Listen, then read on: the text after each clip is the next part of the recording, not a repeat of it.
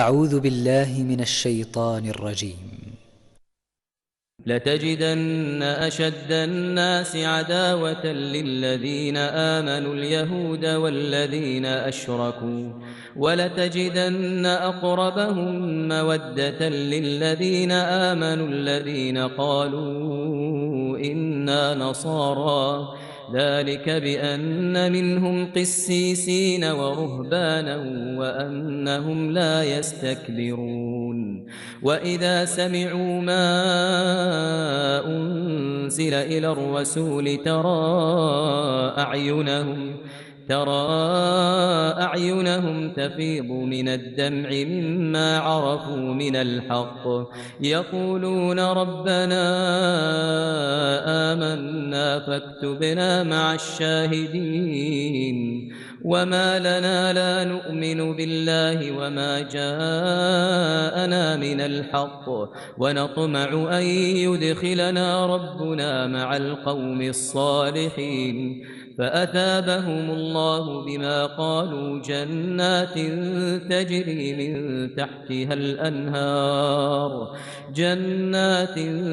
تجري من تحتها الأنهار خالدين فيها وذلك جزاء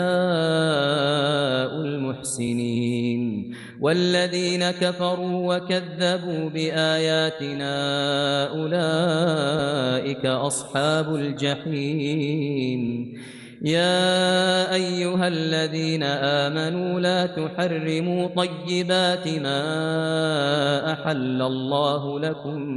لا تحرموا طيبات ما أحل الله لكم ولا تعتدوا إن الله لا يحب المعتدين وكلوا مما رزقكم الله حلالا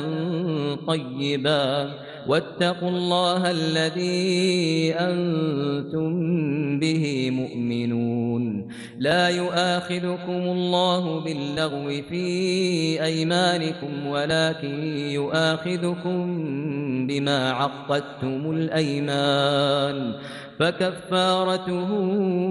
إطعام 10 مساكين من أوسط ما تطعمون أهليكم أو كسوتهم أو تحرير رقبة فمن لم يجد فصيام 3 أيام ذلك كفارة أيمانكم إذا حلفتم واحفظوا أيمانكم كذلك يبين الله لكم آياته لعلكم تشكرون يا أيها الذين آمنوا إنما الخمر والميسر والأنصاب والأزلام رجس من عمل الشيطان فاجتنبوه لعلكم تفلحون إنما يريد الشيطان أن يوقع بينكم العداوة والبغضاء في الخمر والميسر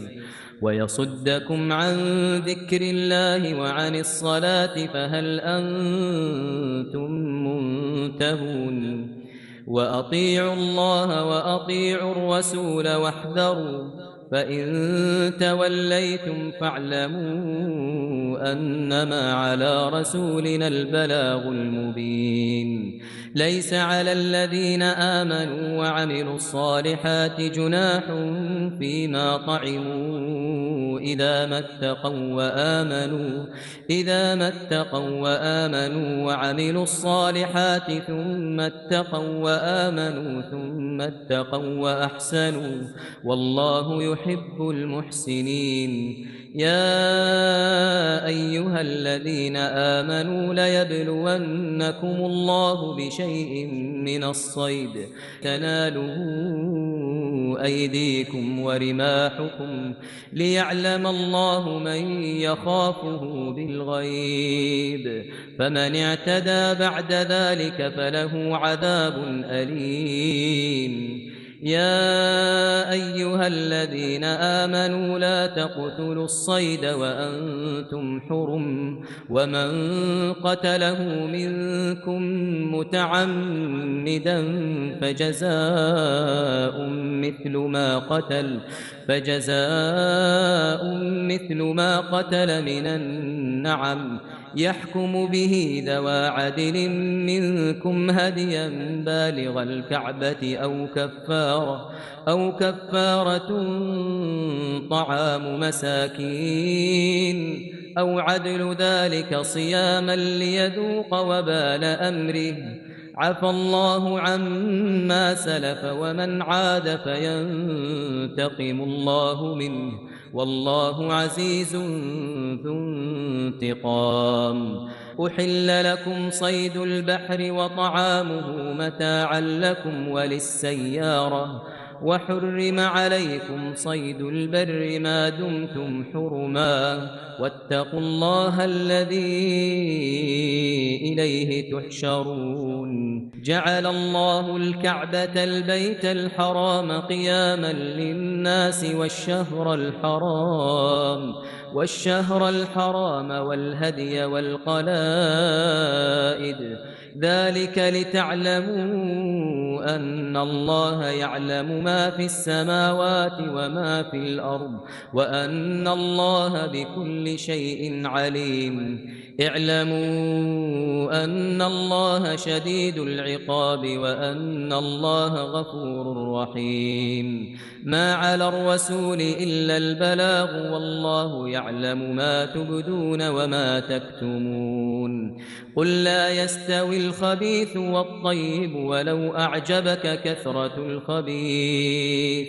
فاتقوا الله يا أولي الألباب لعلكم تفلحون. يا أيها الذين آمنوا لا تسألوا عن أشياء إن تبد لكم تسؤكم وإن تسألوا عنها حين ينزل القرآن تبد لكم عفى الله عنها والله غفور حليم. قد سألها قوم من قبلكم ثم أصبحوا بها كافرين. ما جعل الله من بحيرة ولا سائبة ولا وصيلة ولا حام ولكن الذين كفروا يفترون على الله الكذب وأكثرهم لا يعقلون. وإذا قيل لهم تعالوا إلى ما أنزل الله وإلى الرسول قالوا حسبنا ما وجدنا عليه آباءنا أولو كان آباؤهم لا يعلمون شيئا ولا يهتدون. يا أيها الذين آمنوا عليكم أنفسكم لا يضركم من ضل إذا اهتديتم إلى الله مرجعكم جميعا فينبئكم بما كنتم تعملون. يا أيها الذين آمنوا شهادة بينكم إذا حضر أحدكم الموت حين الوصية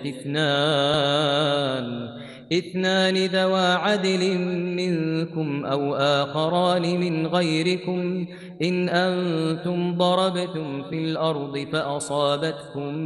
مصيبة الموت تحبسونهما من بعد الصلاة فيقسمان بالله إن ارتبتم لا نشتري به ثمنا ولو كان ذا قربى ولا نكتم شهادة الله إنا إذا لمن الآثمين. فإن عثر على أنهما استحقا إثما فآخران يقومان مقامهما من الذين استحق عليهم الأوليان فيقسمان بالله لشهادتنا أحق من شهادتهما وما اعتدينا إنا إذا لمن الظالمين. ذلك أدنى أن يأتوا بالشهادة على وجهها أو يخافوا أن ترد أيمان بعد أيمانهم واتقوا الله واسمعوا والله لا يهدي القوم الفاسقين يوم يجمع الله الرسل فيقول ماذا أجبتم قالوا لا علم لنا إنك أنت علام الغيوب إذ قال الله يا عيسى ابن مريم اذكر نعمتي عليك وعلى والدتك إذ أيدتك بروح القدس تكلم الناس في المهد وكهلا وإذ علمتك الكتاب والحكمة والتوراة والإنجيل وإذ تخلق من الطين كهيئة الطير بإذني فتنفخ فيها فتكون طيرا بإذني وتبرئ الأكمه والأبرص بإذني وإذ تخرج الموتى بإذني وإذ كففت بني إسرائيل عنك إذ جئتهم بالبينات فقال الذين كفروا منهم إن هذا إلا سحر مبين وإذ أوحيت إلى الحواريين أن آمنوا بي وبرسولي قالوا آمنا واشهد بأننا مسلمون إذ قال الحواريون يا عيسى ابن مريم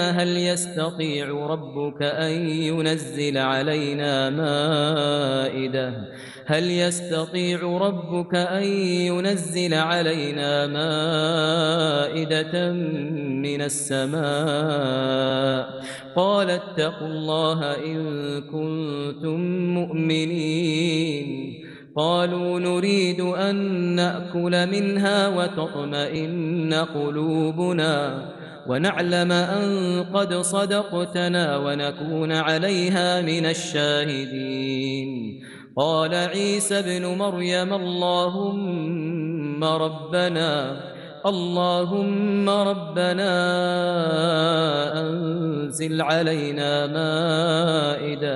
أنزل علينا مائدة من السماء تكون لنا عيدا لأولنا وآخرنا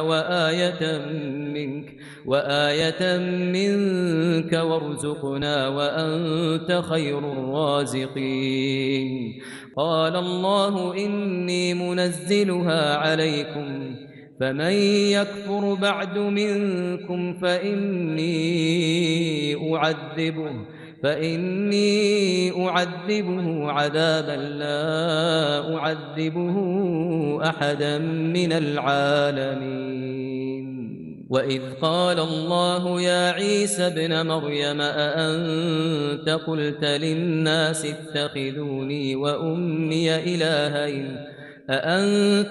للناس اتخذوني وأمي إلهين من دون الله قال سبحانك ما يكون لي أن أقول ما ليس لي بحق إن كنت قلته فقد علمته تعلم ما في نفسي ولا أعلم ما في نفسك إنك أنت علام الغيوب ما قلت لهم إلا ما أمرتني به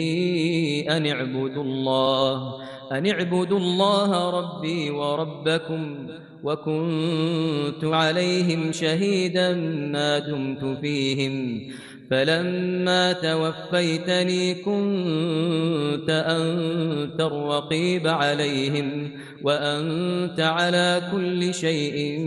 شهيد إن تعذبهم فإنهم عبادك وإن تغفر لهم فإنك أنت العزيز الحكيم. قال الله هذا يوم ينفع الصادقين صدقهم، لهم جنات تجري من تحتها الأنهار خالدين فيها أبدا، رضي الله عنهم ورضوا عنه، ذلك الفوز العظيم. لله ملك السماوات والأرض وما فيهن، وهو على كل شيء قدير. بسم الله الرحمن الرحيم. الحمد لله الذي خلق السماوات والأرض وجعل الظلمات والنور، ثم الذين كفروا بربهم يعدلون. هو الذي خلقكم من طين ثم قضى أجلا وأجل مسمى عنده، ثم أنتم تمترون. وهو الله في السماوات وفي الأرض يعلم سركم وجهركم ويعلم ما تكسبون. وما تأتيهم من آية من آيات ربهم إلا كانوا عنها معرضين، فقد كذبوا بالحق لما جاءهم، فسوف يأتيهم أنباء ما كانوا به يستهزئون. ألم يروا كم أهلكنا من قبلهم من قرن مكناهم في الأرض ما لم نمكن لكم، وأرسلنا السماء عليهم مدرارا وجعلنا الأنهار تجري من تحتهم فأهلكناهم بذنوبهم وأنشأنا من بعدهم قرنا آخرين. ولو نزلنا عليك كتابا في قرطاس فلمسوه بأيديهم لقال الذين كفروا إن هذا إلا سحر مبين. وقالوا لولا أنزل عليه ملك، لو أنزلنا ملكا لقضي الأمر ثم لا ينظرون. ولو جعلناه ملكا لجعلناه رجلا وللبسنا عليهم ما يلبسون. ولقد استهزئ برسل من قبلك فحاق بالذين سخروا منهم ما كانوا به يستهزئون. قل سيروا في الأرض ثم انظروا كيف كان عاقبة المكذبين. قل لمن ما في السماوات والأرض قل لله، كتب على نفسه الرحمة ليجمعنكم إلى يوم القيامة لا ريب فيه، الذين خسروا أنفسهم فهم لا يؤمنون. وله ما سكن في الليل والنهار وهو السميع العليم. قل أغير الله أتخذ وليا فاطر السماوات والأرض وهو يطعم ولا يطعم. قل إني أمرت أن أكون أول من أسلم ولا تكونن من المشركين. قل إني أخاف إن عصيت ربي عذاب يوم عظيم. من يصرف عنه يومئذ فقد رحمه، وذلك الفوز المبين. وإن يمسسك الله بضر فلا كاشف له إلا هو، وإن يمسسك بخير فهو على كل شيء قدير. وهو القاهر فوق عباده وهو الحكيم الخبير. قل أي شيء أكبر شهادة قل الله شهيد بيني وبينكم. وأوحي إلي هذا القرآن لأنذركم به ومن بلغ. أئنكم لتشهدون أن مع الله آلهة أخرى؟ قل لا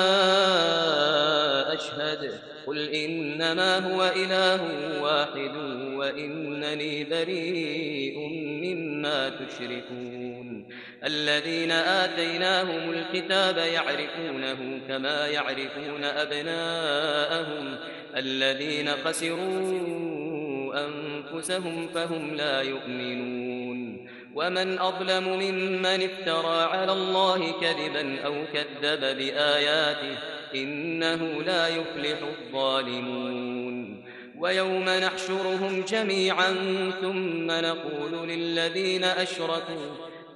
نقول للذين أشركوا أين شركاؤكم الذين كنتم تزعمون ثم لم تكن فتنتهم إلا أن قالوا والله ربنا ما كنا مشركين انظر كيف كذبوا على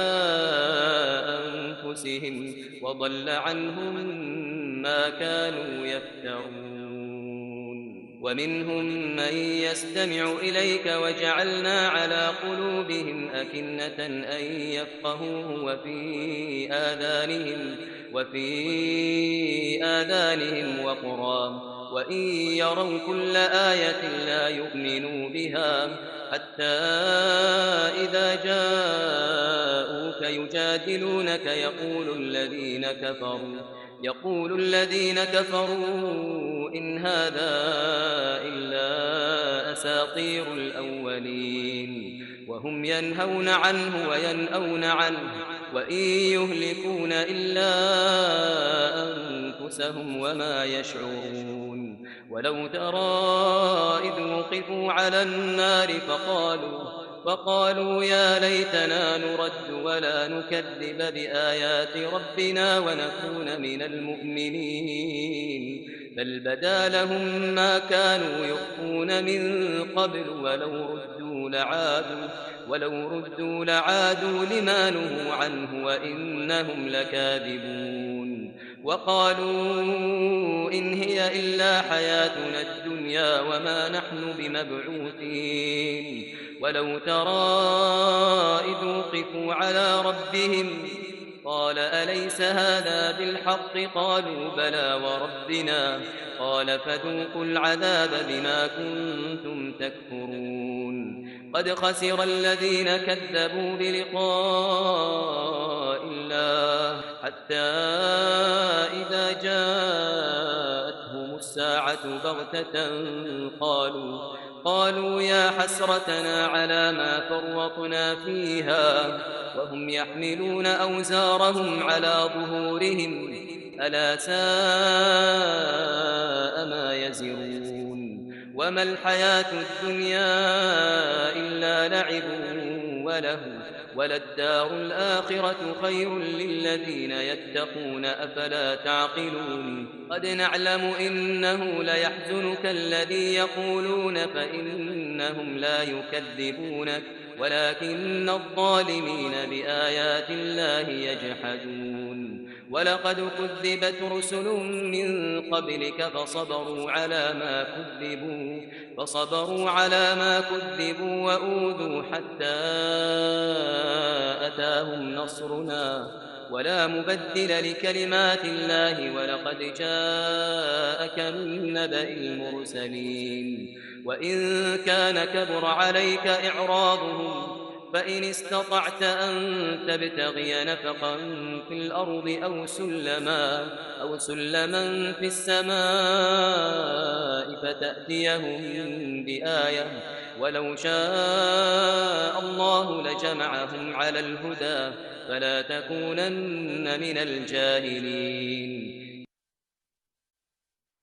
أيها الإخوة والأخوات، ما زلنا نتواصل معكم في تلاوة الجزء المخصص لهذا اليوم من المصحف الكامل للقارئ الشيخ ماهر المعيقلي. أعوذ بالله من الشيطان الرجيم. إنما يستجيب الذين يسمعون والموتى يبعثهم الله ثم إليه يرجعون وقالوا لولا نزل عليه آية من من ربه قل إن الله قادر على أن ينزل آية ولكن أكثرهم لا يعلمون وما من دابة في الأرض ولا طائر يطير بجناحيه إلا أمم أمثالكم ما فرطنا في الكتاب من شيء ثم إلى ربهم يحشرون والذين كذبوا بآياتنا صم وبكم في الظلمات من يشاء الله يضلله ومن يشاء يجعله على صراط مستقيم قل أرأيتكم إن أتاكم عذاب الله أو أتتكم الساعة أغير الله تدعون إن كنتم صادقين بل إياه تدعون فيكشف ما تدعون إليه إن شاء وتنسون ما تشركون ولقد أرسلنا إلى من قبلك فأخذناهم بالبأساء والضراء لعلهم يتضرعون فلولا إذ جاءهم بأسنا تضرعوا ولكن قست قلوبهم وزين لهم الشيطان ما كانوا يعملون فلما نسوا ما ذكروا به فتحنا عليهم أبواب كل شيء حتى إذا فرحوا بما أوتوا أخذناهم بغتة فإذا هم مبلسون فقطع دابر القوم الذين ظلموا والحمد لله رب العالمين قل أرأيتم إن أخذ الله سمعكم وأبصاركم وختم على قلوبكم من إله غير الله يأتيكم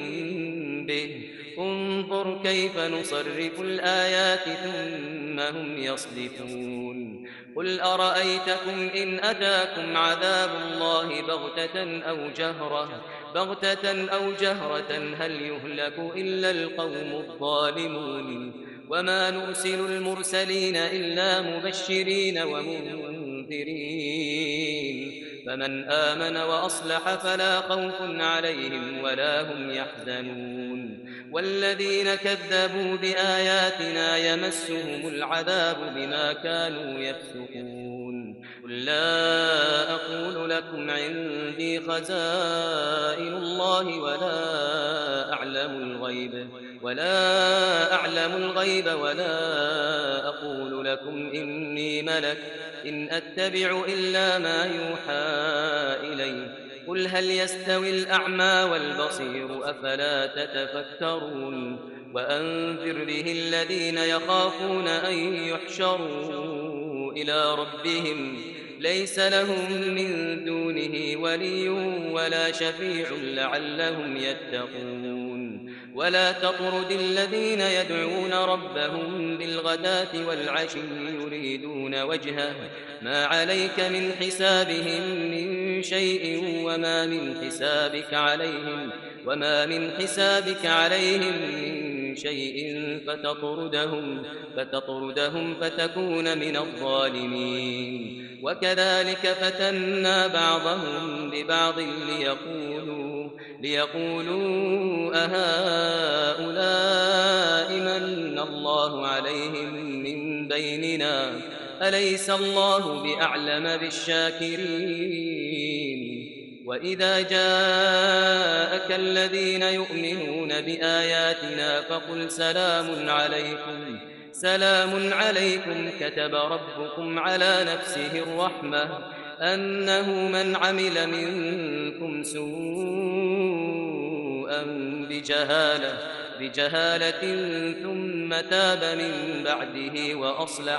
ثم تاب من بعده وأصلح فأنه غفور رحيم وكذلك نفصل الآيات ولتستبين سبيل المجرمين قل إني نهيت أن أعبد الذين تدعون من دون الله قل لا أتبع أهواءكم قد ضللت إذا وما أنا من المهتدين قل إني على بينة من ربي وكذبتم به ما عندي ما تستعجلون به إن الحكم إلا لله يقص الحق وهو خير الفاصلين قل لو أن عندي ما تستعجلون به لقضي الأمر بيني وبينكم والله أعلم بالظالمين وعنده مفاتح الغيب لا يعلمها إلا هو ويعلم ما في البر والبحر وما تسقط من ورقة إلا يعلمها ولا حبة في ظلمات الأرض ولا رطب ولا يابس إلا في كتاب مبين وهو الذي يتوفاكم بالليل ويعلم ما جرحتم بالنهار ثم يبعثكم فيه ليقضى أجل مسمى ثم إليه مرجعكم ثم ينبئكم بما كنتم تعملون وهو القاهر فوق عباده ويرسل عليكم حفظه حتى إذا جاء أحدكم الموت توفته رسلنا وهم لا يفرطون ثم ردوا إلى الله مولاهم الحق ألا له الحكم وهو أسرع الحاسبين قل من ينجيكم من ظلمات البر والبحر تدعونه تضرعا وخفية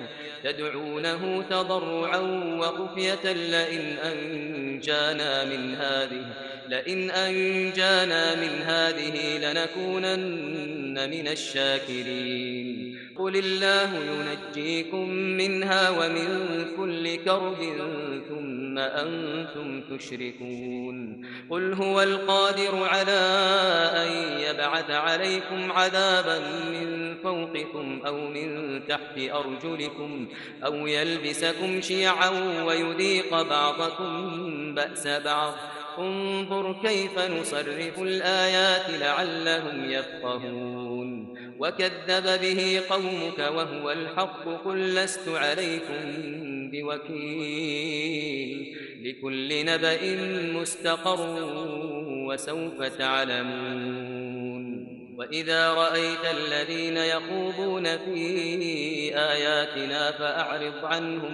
فأعرض عنهم حتى يخوضوا في حديث غيره وإما ينسينك الشيطان فلا تقعد بعد الذكرى مع القوم الظالمين وما على الذين يتقون من حسابهم من شيء ولكن ذكرى لعلهم يتقون وذر الذين اتخذوا دينهم لعبا ولهوا وغرتهم الحياة الدنيا وذكر به أن تبسل نفس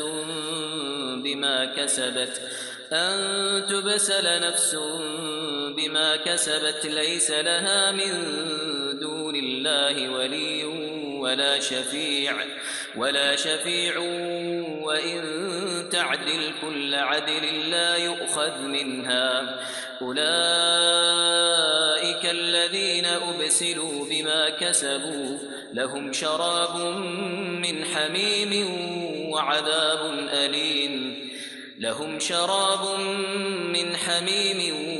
وعذاب أليم بما كانوا يكفرون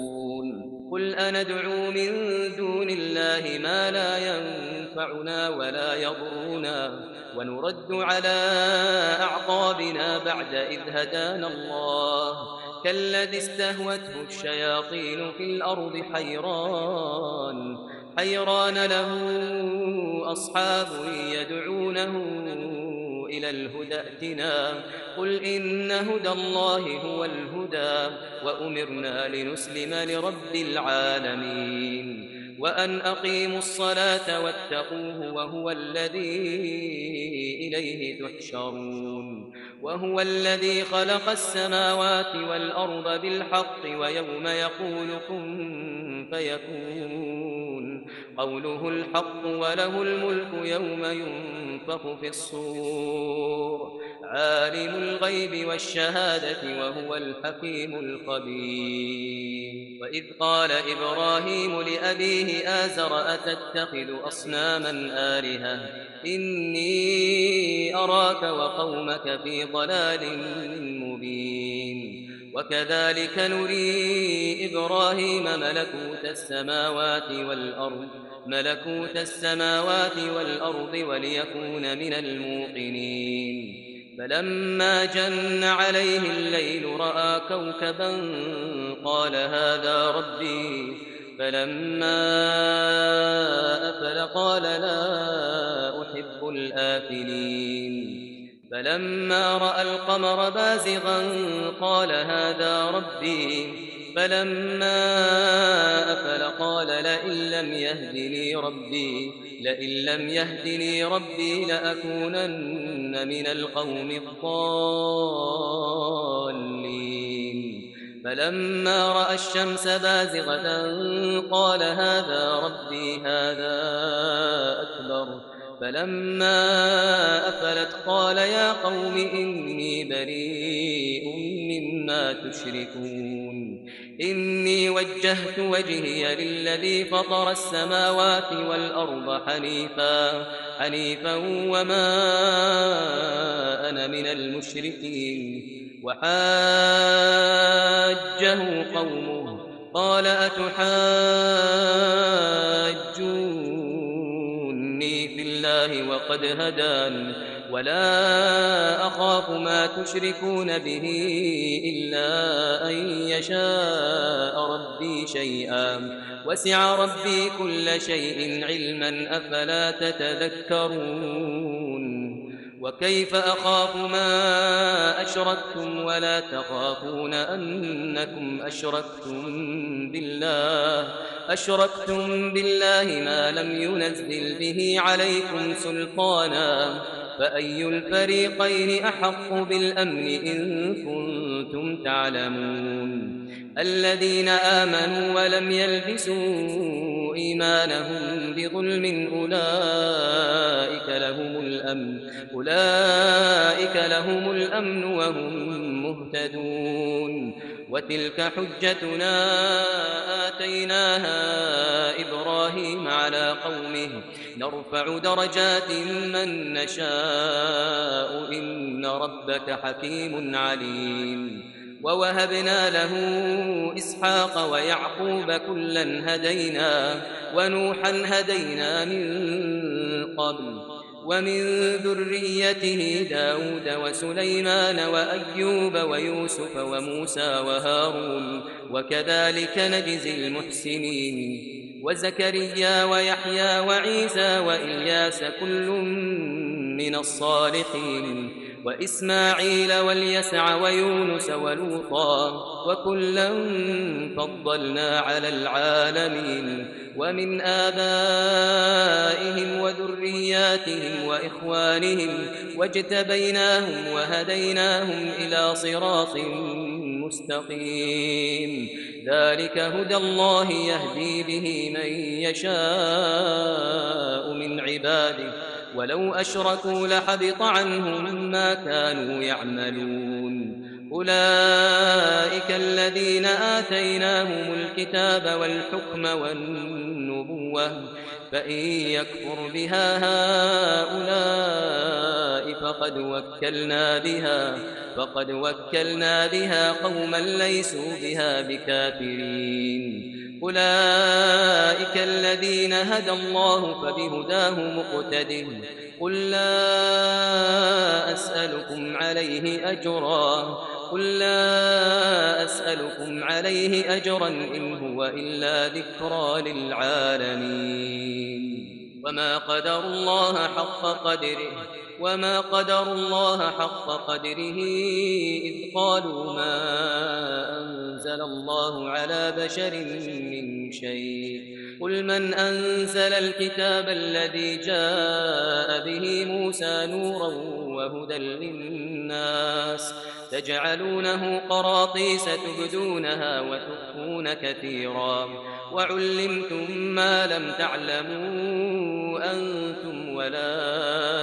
آباؤكم قل الله ثم ذرهم في خوضهم يلعبون.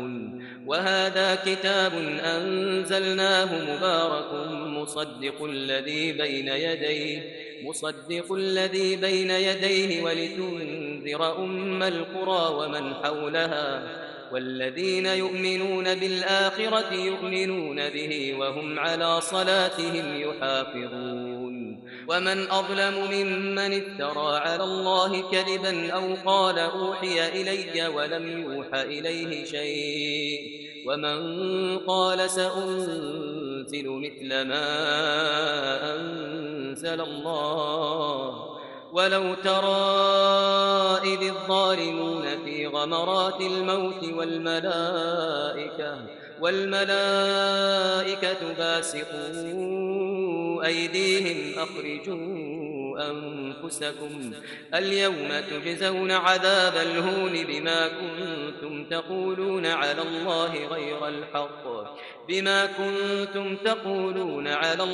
غير الحق وكنتم عن آياته تستكبرون. ولقد جئتمونا فرادا كما خلقناكم أول مرة وتركتم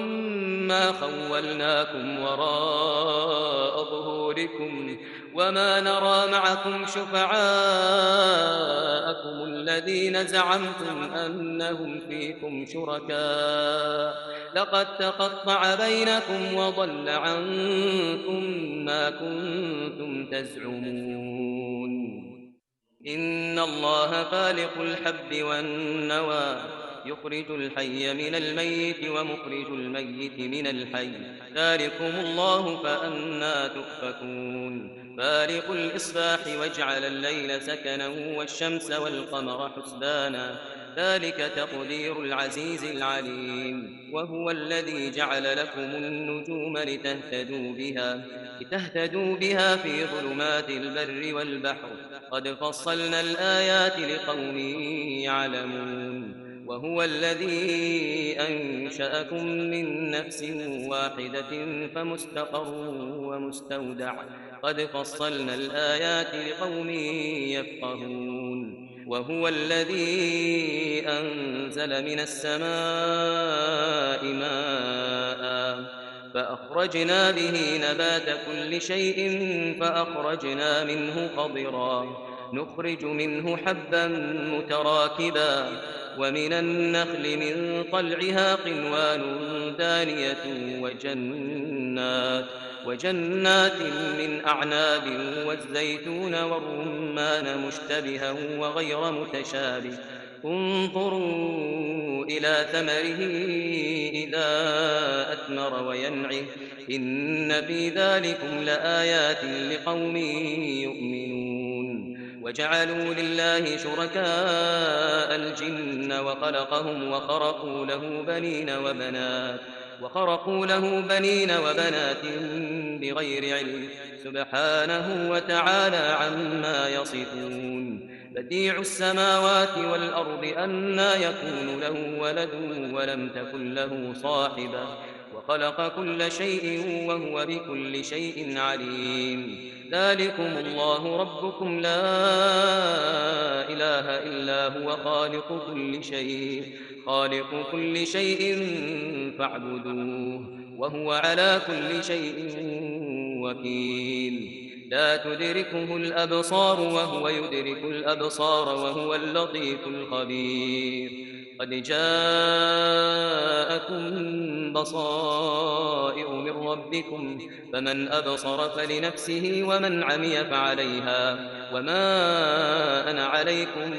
بحفيظ. وكذلك نصرف الآيات وليقولوا درست ولنبينه لقوم يعلمون. اتبع ما أوحي إليك من ربك لا إله إلا هو لا إله إلا هو وأعرض عن المشركين ولو شاء الله ما أشركوا وما جعلناك عليهم حفيظا وما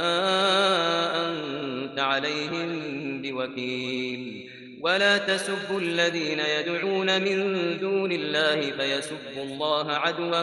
بغير علم كذلك زينا لكل أمة عملهم ثم إلى ربهم مرجعهم فينبئهم بما كانوا يعملون وأقسموا بالله جهد أيمانهم لئن جاءتهم آية ليؤمنن بها قل إنما الآيات عند الله وما يشعركم أنها إذا جاءت لا يؤمنون ونقلب أفئدتهم وأبصارهم كما لم يؤمنوا به أول مرة ونذرهم في طغيانهم يعمهون